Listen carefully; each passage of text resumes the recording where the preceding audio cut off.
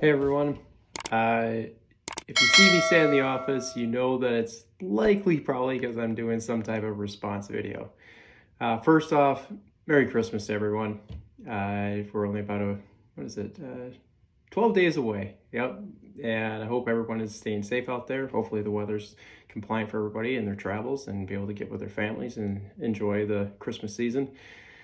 But with the Christmas season, we know every year there's got to be that push from the media to throw some doubt in the air, throw some articles out there that maybe the Gospels don't really coincide with one another. They kind of speak of different events, and they don't jive so well when you really put them under the microscope. And of course, you just start anticipating that after, seeing it year after year. And, you open up Yahoo and you just skim through a little bit and you're like, oh, here we go. Was Jesus really born in Bethlehem? Why the Gospels disagree over the circumstances of Christ's birth. And then right here we got, Rodolfo, assistant professor of the New Testament and at Vanguard University, and we'll speak a little bit more about him and this article. But right there, why the Gospels disagree over the circumstances of Christ's birth. So instantly the title says, yeah, they don't agree with one another. I'm sure that, you probably have heard the same arguments before, but let's just see what he has to say. Let's skim down. And he starts off with the Gospel of Matthew, just gives it a quick rundown, of the typical, hey, Mary and Joseph go to Bethlehem. Herod gets word of it from the wise men.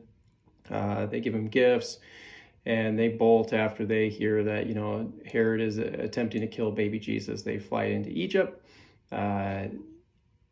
Massacre of the innocent. Then we have, Herod die and they return. Okay, so a quick summary of, the Gospel of Matthew nativity story. Then we have the Gospel of Luke, and this is where you start, okay, this is where we don't have any more agreement between the two nativity stories.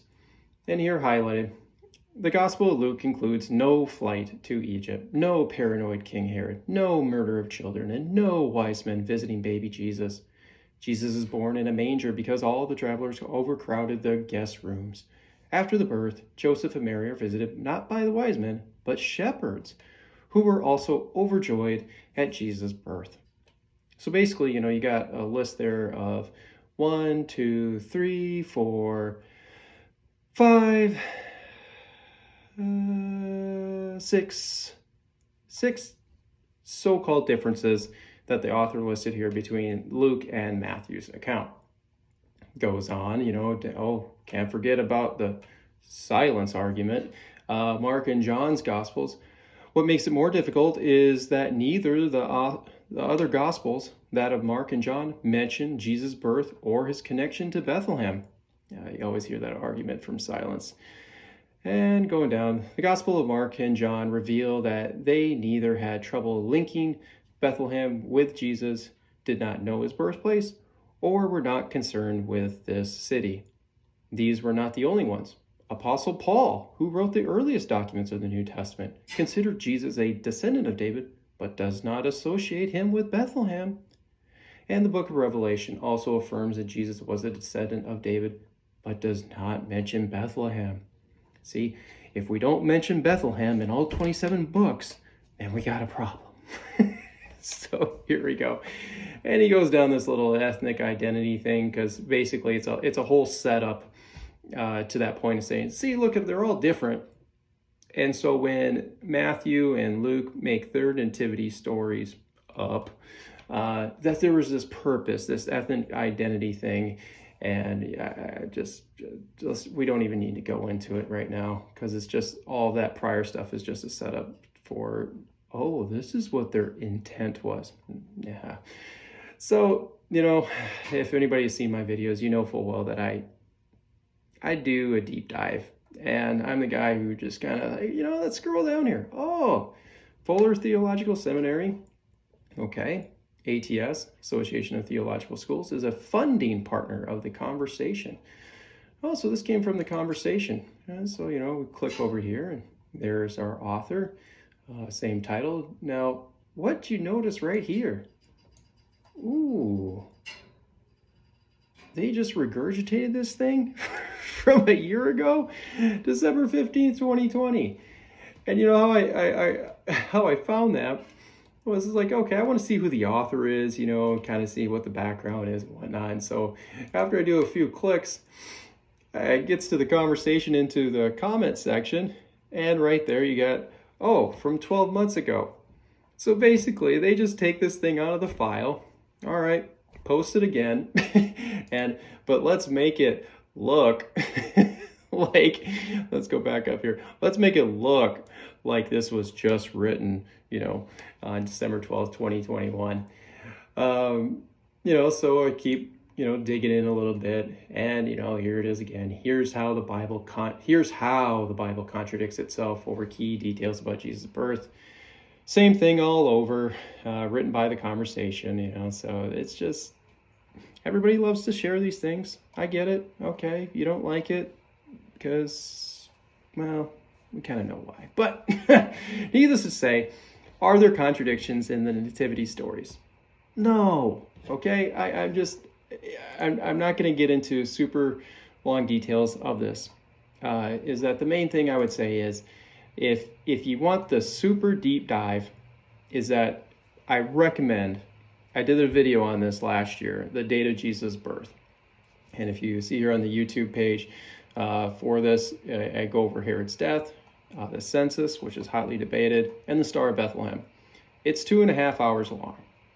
And I guarantee you, it is the most jam-packed, scholarly, substantiated video on this topic, the fullest one that you will find on YouTube for sure, and probably anywhere else on the internet. You will find, bits and pieces of articles on various topics and so forth, but in terms of that whole compilation of all the factors, all the questions, all the chronology, discussion, what do we do with these so-called, discrepancies and these contradictions between the Gospels, all that stuff, it is all in this video. And right now there's 992 views. Please, I am begging you, if you want to give somebody a Christmas gift this year, it's this. Because what gets revealed in that video, whoa. I mean, I'm not sitting here trying to pat myself. I am not. I am saying is that when you go through this information and you see how wonderful the Bible stories all perfectly harmonize with one another. And not just that, is that when you get into the star talk, and you can probably see where I land here on what the star was, is that its date and time and relation to the Jewish calendar and its motion, you just have a moment, I did personally, where you're just like, man, this God is bigger than I even thought before, because the whole creation, and that's not, I'm not saying that with any hyperbole, the whole creation, the whole universe can only be understood that, wow, he put this all in motion before time began. It's just amazing. And so I highly recommend going through that. But we need the short story. And you probably have seen, a couple months ago, I did a presentation at my church over the star. And so we're just going to go over that a little bit again, but this one's, going to have that little different slant because it's going to deal with those little contradictions between Matthew and Luke. And, hey, we got a lot of nativity presentations probably coming up at our churches. And so, you know what? Let's just put this all in perspective. And so the first thing is that the biggest out of all of this, it deals with Herod's death. Okay. The whole that is the foundation to all of this. It starts with dating Herod's death correctly. And Herod's death year is not 4 BC. That's the consensus year. That's going away. It's going away so fast. But the critics can't allow it. They got to hold their ground, although the ground is just falling beneath them on this. And I get into that in a lot, but one of the biggest authors that I just love, his stuff is just straight at the heart, is Roger Young. And so anybody who wants to say, oh, you're just, some lay guy, and you just want to shift it there so you can make it all work out, and like, nope. So I just want to highlight right here, University of Oxford.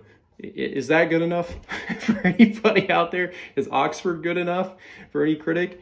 So Roger, he's got the pedigree. Okay, so Roger's articles on this are just great. And just by the way, Uncle Cyrus, Darius the Mede, yeah, he backs it up too. If you're going through my Daniel study, evidence is Herod's great sons, Herod the Great's sons, antedating their reigns. What that helps with is because, how do you reconcile Archelaus's 10-year reign that start, if you got from 4 BC to 6 AD, is that there's an overlap there, and they antedated it because it was a means by which they could say that I'm the right ruler. Dad died, and there was a power vacuum going on between the boys, and they wanted to claim, sole reign of the whole area. Well, how do you do that? I was named king first before you. And so they antedated their reigns. You got to get it through your head. Modern historical viewpoints where we think, it's got to be so precise, and we have this kind of ethic about, you got to write down the actual facts of the dates and so forth. They didn't care. They wanted the crown. They could care less what people thought 2,000 years later of their means of, putting what dates on their coins. They don't care. They wanted the crown. They wanted the power. That was one of the means to obtaining that power, was to antedate their reigns. It showed that they had rightful rule. Next thing that I want you to also take out of Roger here, and he's a 1 BC guy, and so is the Handbook on Biblical Chronology. Andrew Steineman here, he's always writing with Roger Young. He's got great work as well in response to the more conventional 4 BC dating for Herod's death. But he also gave recently, this is a couple years ago, New Testament chronology and the death of Herod the Great. And in this presentation, he gives another archaeological means and his key event as to where the earlier writers in the 19th century did not take this into account because they didn't have it available at that time. New information comes to light. You got to update your viewpoint. And with this, it's pretty clear you got to tag Herod's death to 1 BC. It's all pointing to that at the end of the day. So that's the biggest thing. And so with that, okay, and that's key, is that we're going to go into our little slideshow here and hopefully see what we can do. So one of the things that I'm going to respond to is that whole argument from silence thing, first off.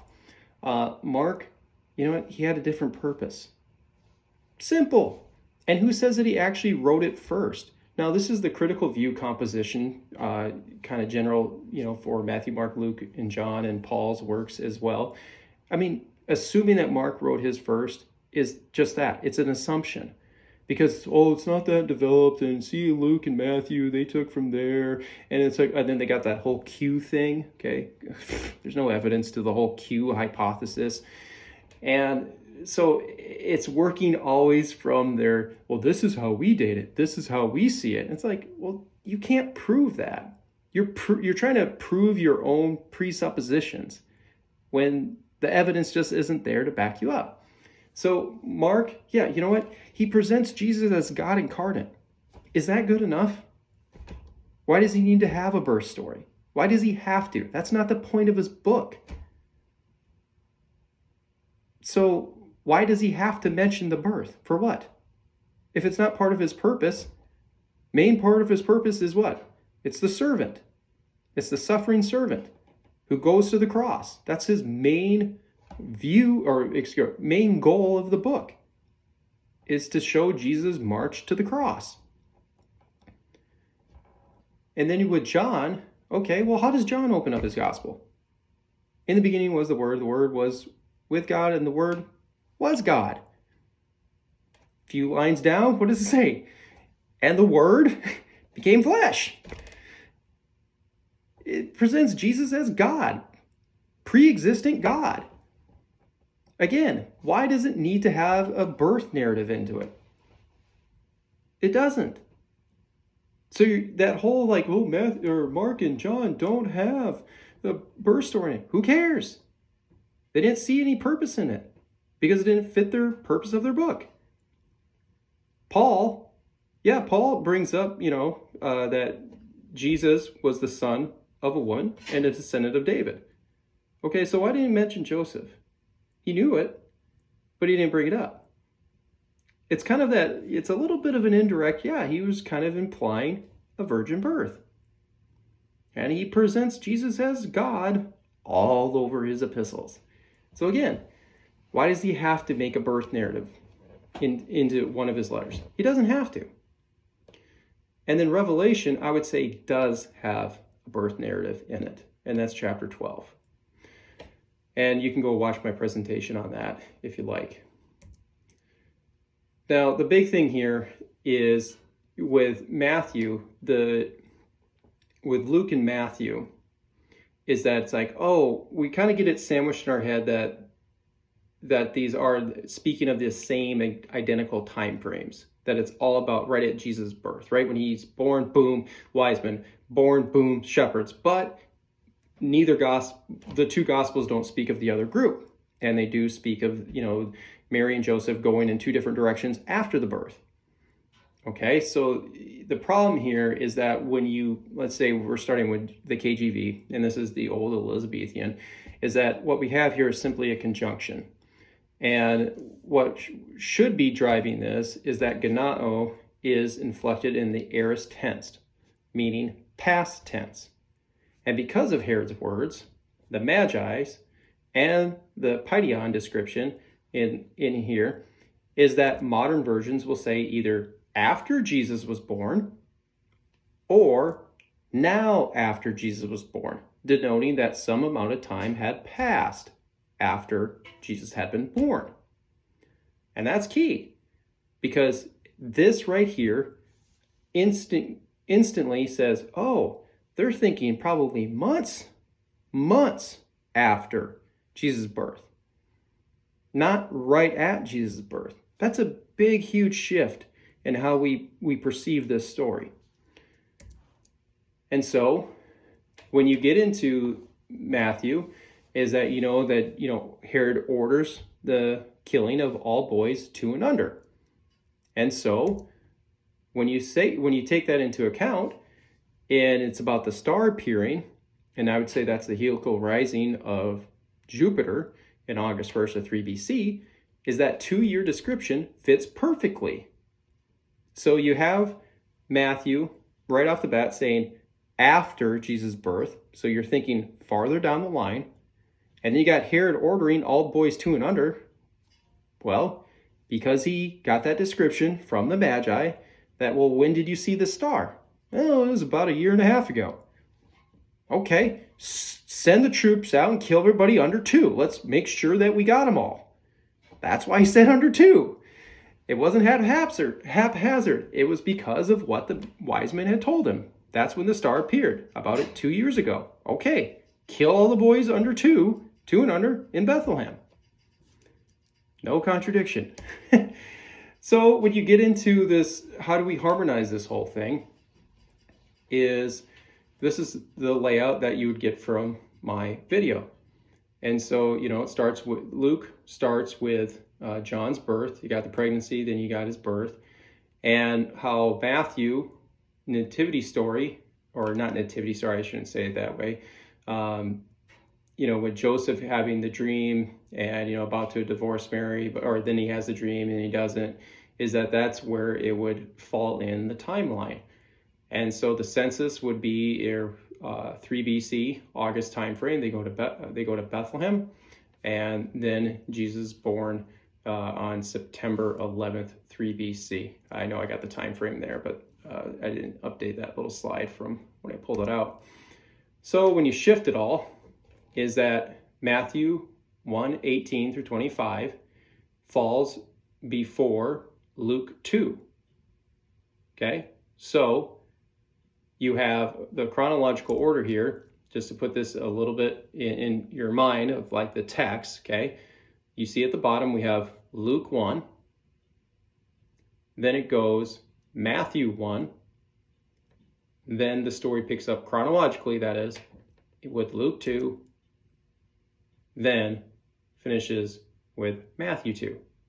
Luke 1, Matthew 1, Luke 1, or Luke 2, Matthew 2.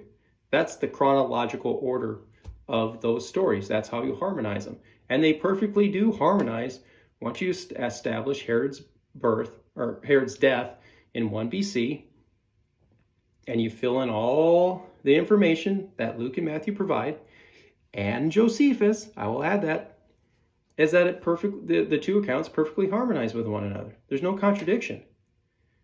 And what you come away with is that you have Luke 2's, census, births, shepherds, they leave, is that basically about 2 years later, about a year and 3 months later, is that the wise men come, they talk to Herod, and then he has the massacre of innocents, and they flee to Egypt. And what you get out of all of that is that their trips to Bethlehem, Mary's, is that there was 2 of them. Luke 2's trip to Bethlehem happened in September 11th, 3 BC, and Matthew 2's trip to Bethlehem happened December 22nd through 29th, 2 BC. And what that was actually, let me, right here, got to go to this one, was the festival of Hanukkah. So when you get into all that chronology stuff and you see the motion of the star that the wise men are following and how it goes over top of Jerusalem, okay? What do all Jews do at holiday time? You go to Jerusalem. And, well, you got to stay somewhere. So Mary said, hey, let's stay back in Bethlehem. We're, got some family down there.